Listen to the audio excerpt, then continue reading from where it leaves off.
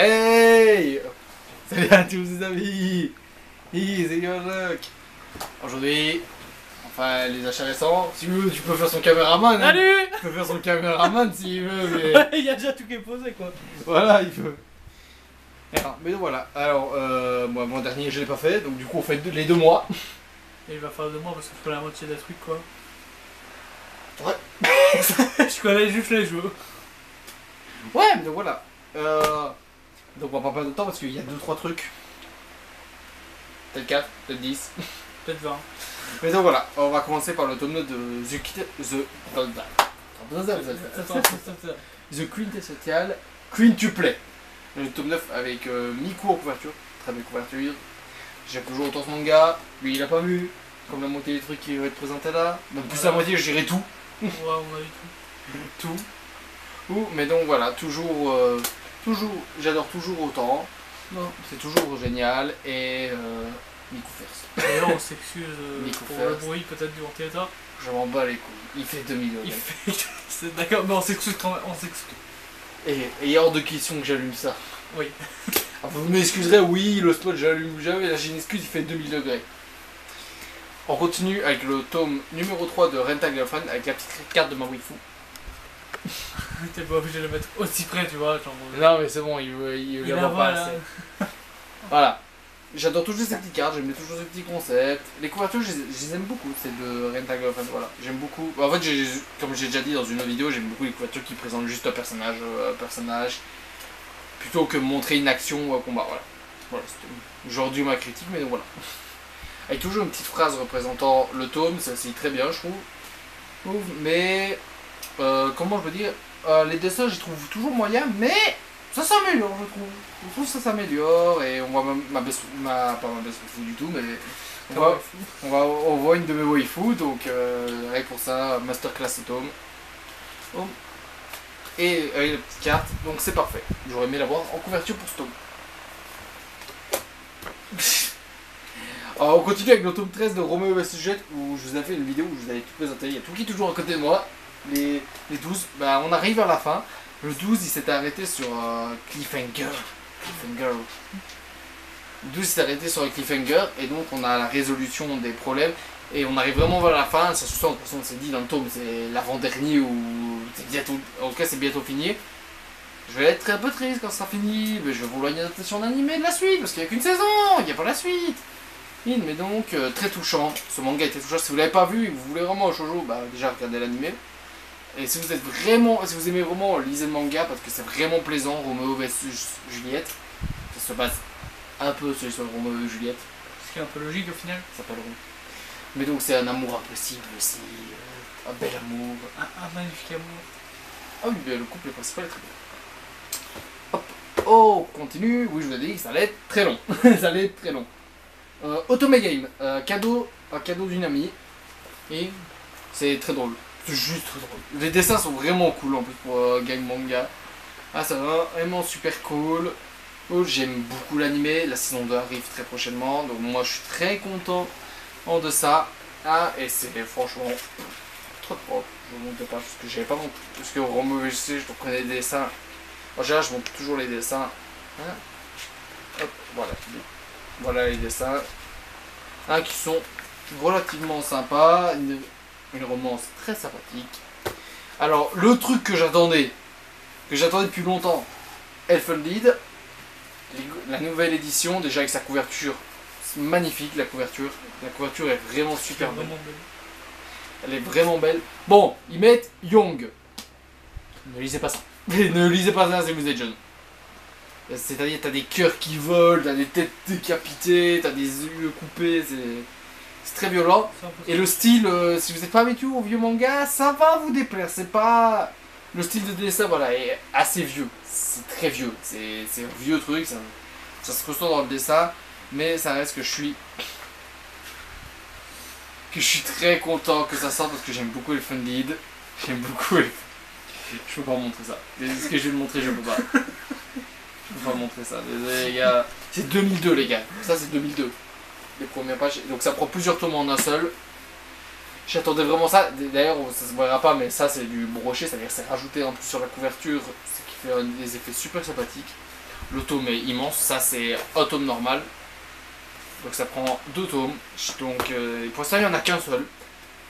Encore une fois, j'attends la suite avec impatience. Alors, on continue avec le tome 2 et 3 de Mushoku Tensei, les aventures de Roxy.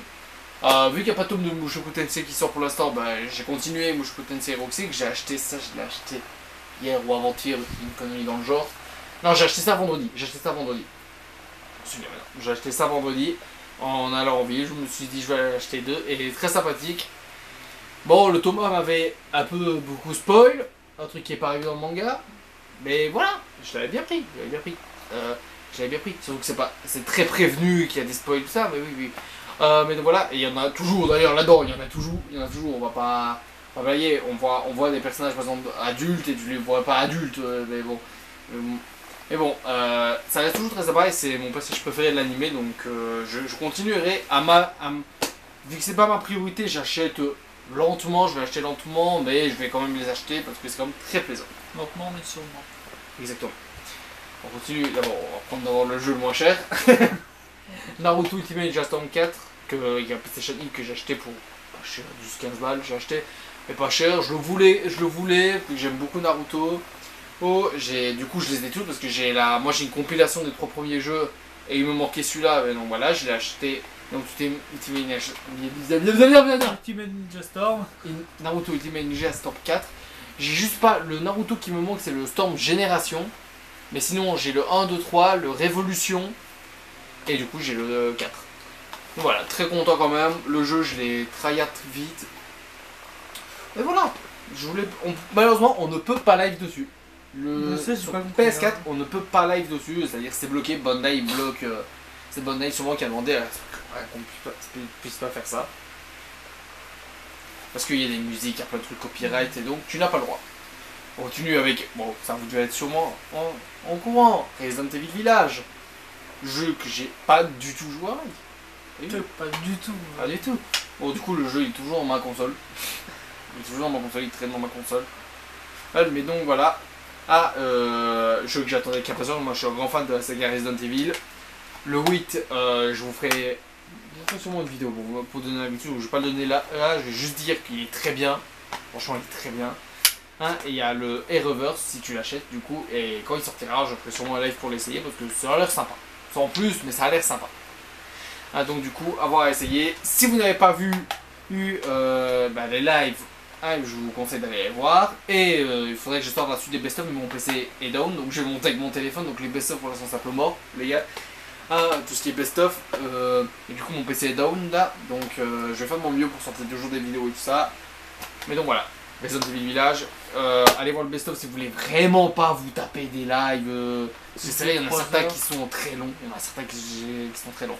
On continue avec un animé cette fois. Sword Art Online Ordinary Scale.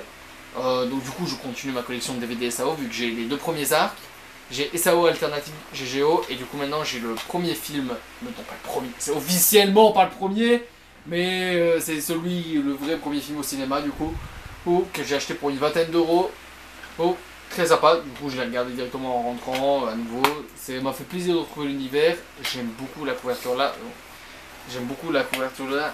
Ça donne même envie d'enlever le DVD parce que c'est un poster à l'intérieur, mais du coup là ils nous ont caché Kirito. Hop, voilà. C'est caché Kirito pour le DVD.